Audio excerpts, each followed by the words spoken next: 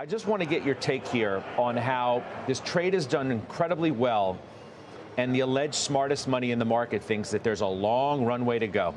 I told you in February, I wrote a blog post about it. We did a segment on it. I told you we are going to have a bubble in AI. And I told you that bubble would include not just trash, not just de-SPACed penny stocks, but some of the biggest, most important companies in the world. And their stocks would get caught up in it. And that is exactly what's playing out. I told you they would rip NVIDIA. I told you they would rip Microsoft and Alphabet and anything even close to being related to AI. And the reason is very simple, because the technology revolution being ushered in by AI is absolutely real. It doesn't mean all of the prices being paid for these stocks will look smart in hindsight, but there are people that just cannot not be there. They get questions about it every day, every charity and foundation they manage money for. So what are you guys doing about AI?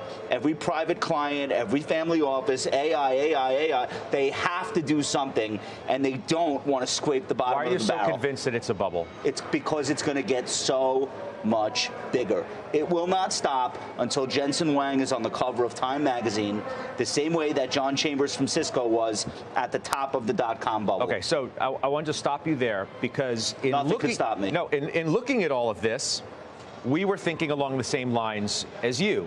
In taking a look back at the, let's say, the height of the dot-com bubble, the peak, Steph, we made a wall, and I want to show you where forward PEs were then versus where they are now for what we would call hot tech, right? The Qualcomms, the Yahoos, the Ciscos. Look at those forward PEs in very early, we're talking January of 2000. 192 times forward for Qualcomm, 739 times for Yahoo, 134 times forward for Cisco. Pull out a little bit and you will see where the AI, quote-unquote, stocks are today. Alphabet's 22 times. Microsoft is 31. Okay, NVIDIA's 63. Amazon's 76. And Meta's almost 20. I'm not suggesting by saying this or showing any of our viewers this that today's valuations for these stocks are justified. But what I am saying is that there's a big difference to where we were then and where we were now, as we are thinking of the hottest trends, and we're talking of them in the same way and making comparisons from today to the early 2000s.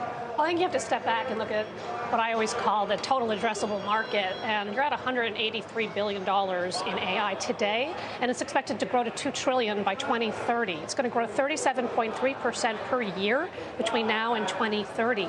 It's going to contribute 21% to GDP in that time frame, and only 25% of the companies out there are actually using AI. So my point being is they can grow into even these multiples, which aren't really, really cheap, other than maybe Meta at 18 times.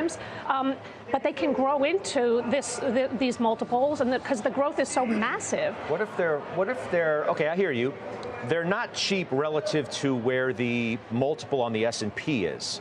Right. But what if they are cheap relative to what their real growth prospects are as it relates to AI? Yeah, well, that's why I Maybe mentioned, that's the way you have to look at these now, not relative to where the S&P market multiple is. Well, that's kind of why I look at the total addressable market. I look at in technology in general. I mean, we talked about cybersecurity, we talked about cloud, we talk about data center. AI is right there, and it's obviously gaining a lot of momentum. And I think if only a quarter of the companies in the United States are using AI in their business mix, I mean, that's very telling. I mean, there's a lot that they can do to grow and then expand the total addressable market. So you definitely want to have exposure. You just have to be comfortable with which name you're going to play, which horse you're going to ride, right?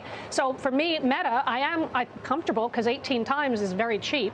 I'm tempted with Alphabet. I'm tempted with Microsoft even because that stock trades at 28 times, but yet historically it's traded at 35 times. So it's still down, and I can make a case for it, right? Because the landscape is changing. So you pick your spots, and I'm going with Meta for the time being, but I'm looking for opportunities. So you're only exposed, Jim, in one stock, and that's Alphabet. Microsoft. And Microsoft too. Yep, that's okay. So how would you address this issue?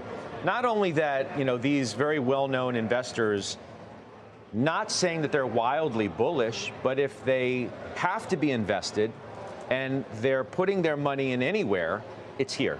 Yeah. And they're bullish about AI. And I know it because I've had conversations about it with them. And it's understandable why. I mean, everybody's bullish about it. And I'm going to riff off of what Josh said, or at least what I think I heard Josh say, which is that, yeah, it might be a bubble now, but guess what? It's likely to grow. And as I look at the multiple of Microsoft, I mean, here's where I go with Microsoft. It's not yet. It's going to become.